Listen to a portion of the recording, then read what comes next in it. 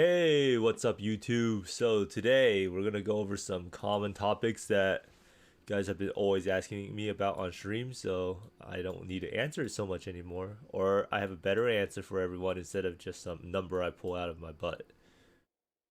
And we're also gonna talk about physical damage reduction. A lot of people ask like, how do you survive against physical hits, and why do I have 10 or 15% lower physical damage reduction than you? So we're gonna go over that. Then we're doing the starting cost of the build and how much it actually takes to get off the ground, and how much it actually takes if you want a scuffed character. But yesterday I was just mainly farming Aceling and it was pretty good. Kind of learned some things like it's hard to get. So like basically if you're Acelings in one of these leaders, you're screwed, or you should just spawn Katarina as fast as possible. But now I ran into the issue where I have no more syndicate missions, so I probably have to go farm somewhere in a different region. Also recently heard about another farming strategy with ritual T19s and trying to farm the bases, and I'll probably try to look into it. It's actually sad in this state of the league, like there's really no crazy money making opportunity. Talk to a lot of different people and everyone just says crafting and flipping is actually the most money, but everyone knows that flipping is not really playing PoE, because you're not really actually playing the game, but you're just sitting in hideout. But it sadly is the best, especially if you flip Watcher's Eyes, you flip aura stacking gear, just anything you think that will have a huge margin on return. Like I know people here flip the Glorious Vanity, they buy a Glorious Vanity for 3 exalts and repost it for 100 exalts, and that's way easier than trying to farm 100 exalts in today's Atlas. Today's Atlas, you'd be lucky to do like 5 to 10 exalts. But anyhow, let's get right into the gear overview like usual and see what upgrades I've gotten over the past 24 hours. So I made some kind of substantial upgrades. I usually buy most of the upgrades after stream or in the morning right before I start streaming because it's the cheapest. There is a huge price discrepancy during the daytime. It's a lot cheaper during the daytime and it gets a lot more expensive at nighttime where I live. So basically, you can maybe take advantage of that. Voices generally tend to become very expensive later in the day when there's less people on. So here we have the same Nebulous, the same helm. I still haven't gotten an Aceling Exalt. Something of note about the Aceling Exalt is that you can't actually add a veiled mod when the item already has crafted mods on it. So in order to do this, I would have to put on what's it called? I would have to risk that it could put on a suffix, so I don't know if it's gonna be worth it. Because I had to take off the multi mod, and then if it has a suffix on it, then it's kind of annoying. But maybe it's still doable. We'll see. Here I re-rolled the amulet a little bit. I got like T3 ES is not the worst, but it got 25 attributes, so I was like, I'm gonna keep it then. And then I crafted out projectile speed and projectile damage. I've noticed that projectile speed is a pretty big portion of this build, right? You're trying to get more clear speed, and projectile speed and your movement speed is literally what's holding me back, or what's holding anyone back. So the faster your projectiles travels, the more likely it is to hit the same mob at the max amount of times without the arena being tiny. So it's actually very important, and it's like a damage multiplier in a weird sense, and clear speed multiplier. So be sure to put on some tempering catalyst on your amulet, especially I know a lot of you guys say, oh, you don't have enough ES, and how I have 4.5k, but every small thing matters, and getting the 20% defense modifiers makes a big difference. So be sure to pick the catalyst up and make sure to catalyze your amulet. The shield, we're still stuck with this. Still trying to get a gray shield and still no results found. Well, not no results found, but still no progress on it. So yeah, it's still probably like 45, 50x or something. I got a fire damage to spells, Call of the Brotherhood, and this was pretty good. I think I mentioned it last video about how you need this to proc Cinder Swallow Urn, and it saves you a Bistral. And I bought a new Shavs. It's a +2 projectile shaft, so now my spark is 23. Yeah. And it was a really well rolled, and it was 4% max S2 on top. So I was pretty happy with this purchase. I purchased it for 20 exalts, which I feel like is kind of cheap for how well rolled the Shavs is. This will probably not get replaced for very long because I would need +2/+2, and I think +2/+2 goes for around 1 meter at the moment. And this is around like a 10% DPS upgrade. And overall, it's a pretty efficient upgrade because the upgrade means that I only had to spend like 13 exalts for 10% damage, which is a pretty good trade-off because I could sell my old shafts for 7 exalts. So basically, that was the big purchase of the day. The boots are still the same. I think these boots are actually getting very expensive with +2 aura or +2 AoE. +2 duration is not as good since a lot of our gems that we use are not duration tagged. So you see Purity of Lightning and Vitality are not duration tagged, so it doesn't get affected by the +2 duration. That's why +2 duration is the cheapest actually.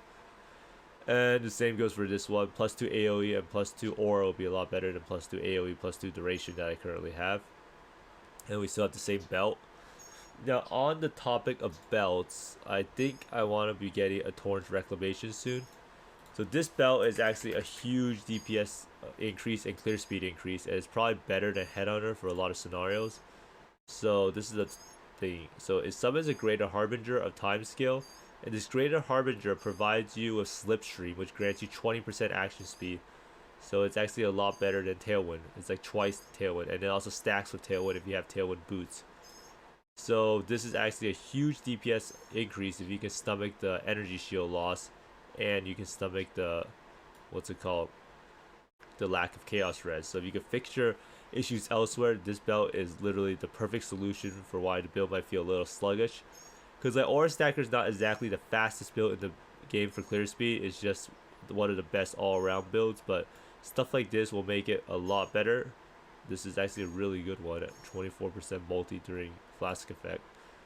But I think another one that's really good is movement speed is super good. But I think movement speed ones go for quite a bit. 8% ES and 36% crit chance. So you can see you can get a lot of good corruptions. Now the reason why there's so many good corruptions is because there's actually a double corrupt card. A lot of stuff with double corrupt cards turn out to be a lot cheaper. Because like normally most people don't double corrupt items because of the chance of failure, but now you can get one double corrupted and they're all pretty good and pretty well rolled. So let's move on to the next section, which is physical damage reduction.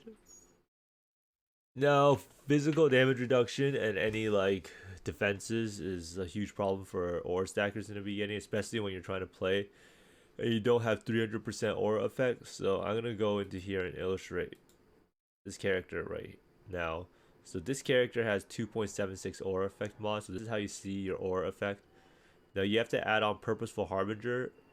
So when you have 2 heralds and 2 Purposeful Harbinger nodes, you have plus 32. So this is actually 308. So that means we're over the 300% threshold by 8.8%.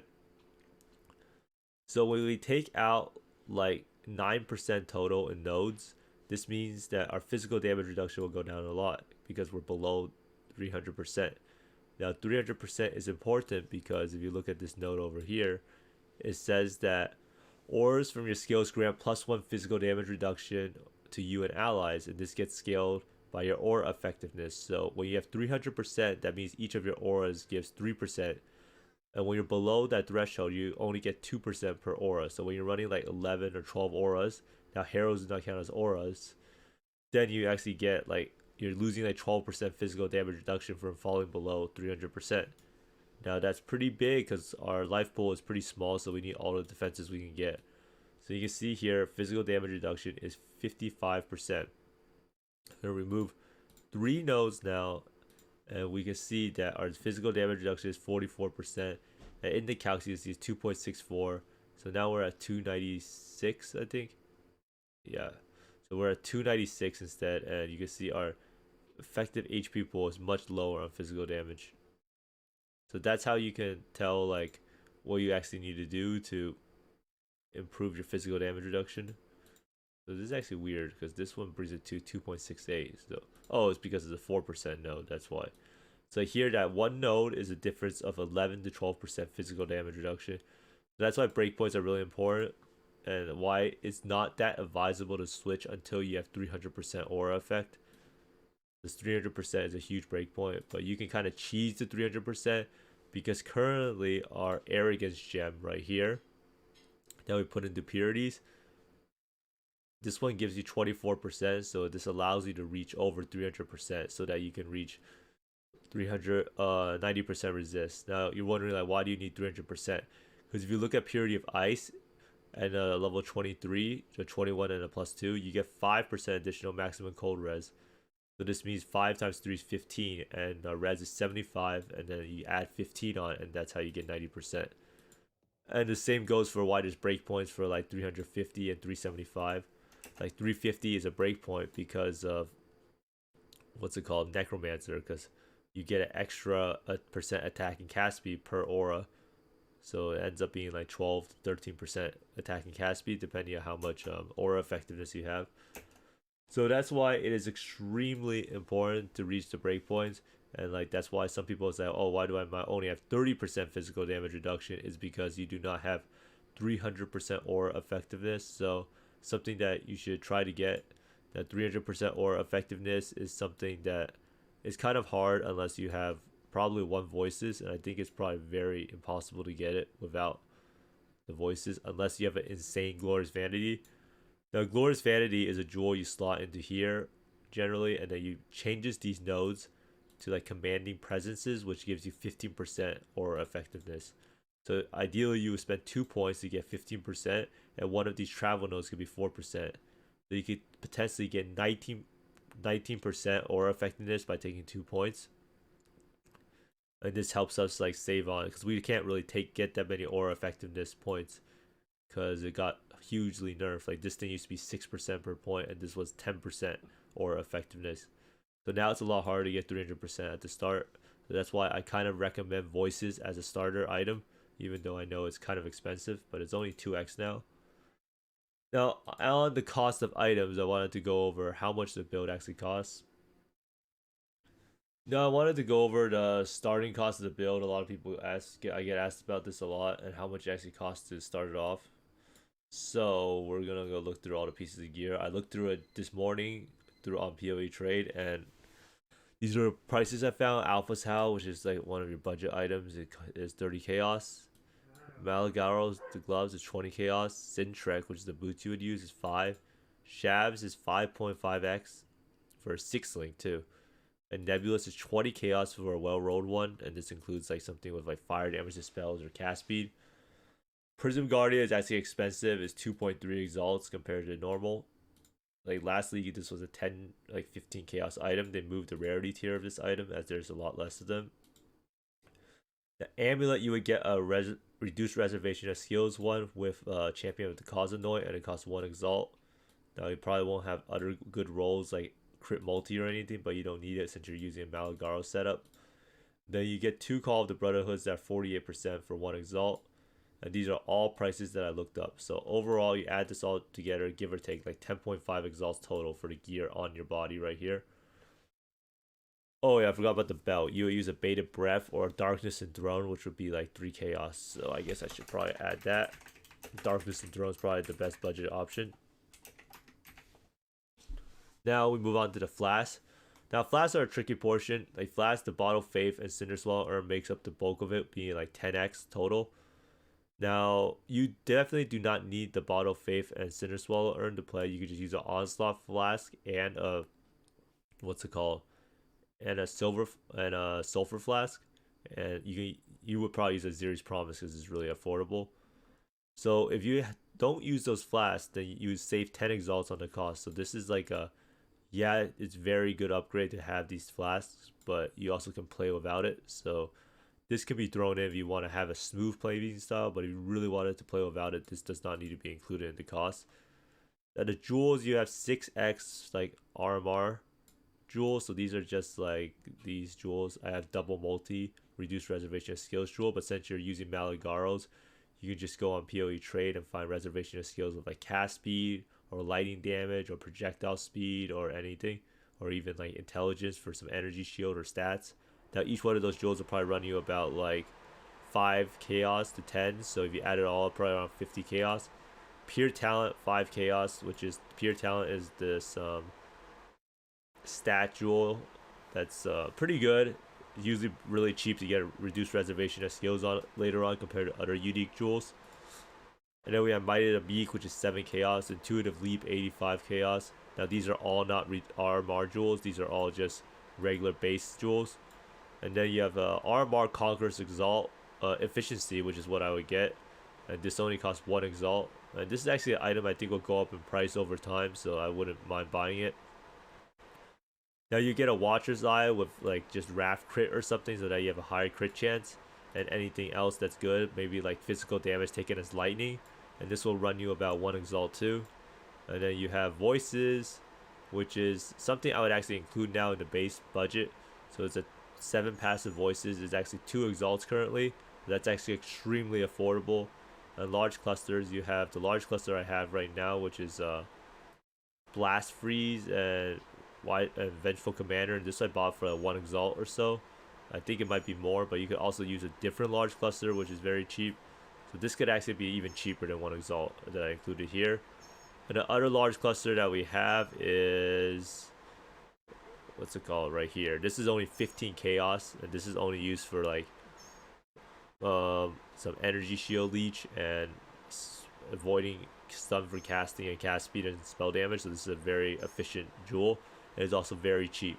So you add everything up all together, and it's like jewels cost like 6.5x. Or 6.5x plus 5 more. Because I forgot about all the medium clusters. So all the medium clusters is like 1, 2. How many medium clusters do we have?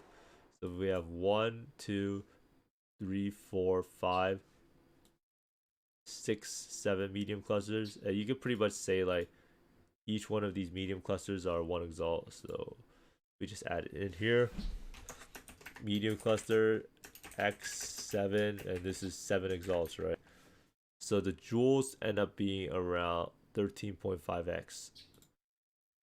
So I need to add 7. So total the build is like 33.5, and you could probably play it on 23 to 25 Exalts if you do not include unique flask.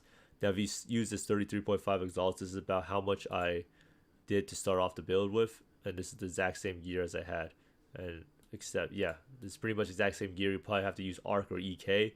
Now if you use EK, make sure your Watcher's Eye has the Wrath Fist to Lightning conversion, and you use Anomalous Fist to Lightning. So basically the general gist is like you probably need around like 35-ish Exalts to play the build and have it feel really good with the flasks, and you can probably get away with 25 Exalts if you don't use the flasks and you just want to play the build at a bare minimum level. So that hopefully answers people's questions about how much it actually costs. Took me a while to list out all the prices, but I think it was worth the knowledge of knowing exactly how much it would cost. Now today's like stream highlight clip, I'm gonna show you a map ultimatum, because a lot of people wonder like how exactly do you make money, and doing ultimatums with this build is actually not too bad. I think ultimatums average out to be like 10 to 15 chaos in profit per one you do, and if it goes really fast, then you're pretty much making pretty good money. So I'm gonna close this short clip here of a full map ultimatum in a map, and you can see how fast it ends. Now the fastest ones to do are Protect the Altar and Defeat the Waves. Survive is really good for XP, and you don't really need to move that much. Stone Circles once gets very annoying later on because there's so many circles you have to go stand on, so I don't know if I recommend doing that one. So you'll probably skip that one and do the other 3 for max efficiency.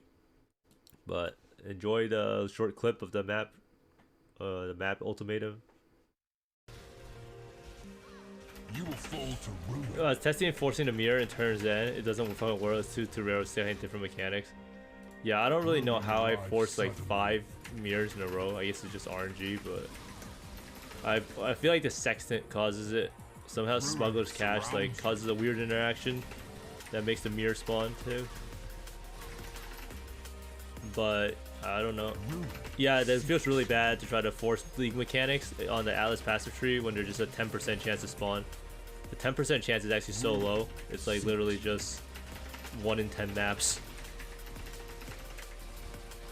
Maybe you can get it up to like 20% if you use Watchstones that's rolled, but This is no. anyhow, I hope you saw how easy the map ultimatum was and how fast it is and how you could get pretty good profit. I think I got like some simulacrum splinters there and some chaos or something. But yeah, I mean, Gonna be trying out different money making methods in the next days. I might try to do some reroll ritual instead of essences for fun. I have the grove here, but I don't think you even get the grove that much, so this node just seems completely wasted at the moment. And Glenok one, I know there's a divine. You do monstrous treasure here, so maybe I'll try that. But we'll see how it goes. Lex Proxima is the breach zone. Lex Joris, maybe if I did have some delirium maps, I think I can maybe I could do some delirium stuff here if I horizon orb my delirium orb maps to Lex Joris, which I think is a pretty good solution. Yeah, I had someone tell me that they try to force spawn delirium with having a lot of map events, because if you have a lot of league mechanics in a map, the more likely it is to have delirium in it. But they said it wasn't that useful. And here is just new Vestir Legion. I could buy some Legion Scarabs. So overall, no real crazy good money making strategy right now that's out. And it seems like the best is to just play the game, map, get Cyrus, do your Conquerors, do your Elder maps, or sell them on Shaper maps. But anyhow, everyone, thanks for watching. In the next video, I'll probably go over projectile speed. I actually made a little swap over to this. I'm going to try this out today in mapping on stream. And we'll see how it goes. So be sure to watch my stream. I stream every day on Twitch at Kobe Black Mamba. And I will answer any questions you have there. Anyhow, everyone, thanks for watching. And be sure to like and subscribe if you enjoyed the video. And good luck in PoE. And I hope you find more meters than I do. And see you later.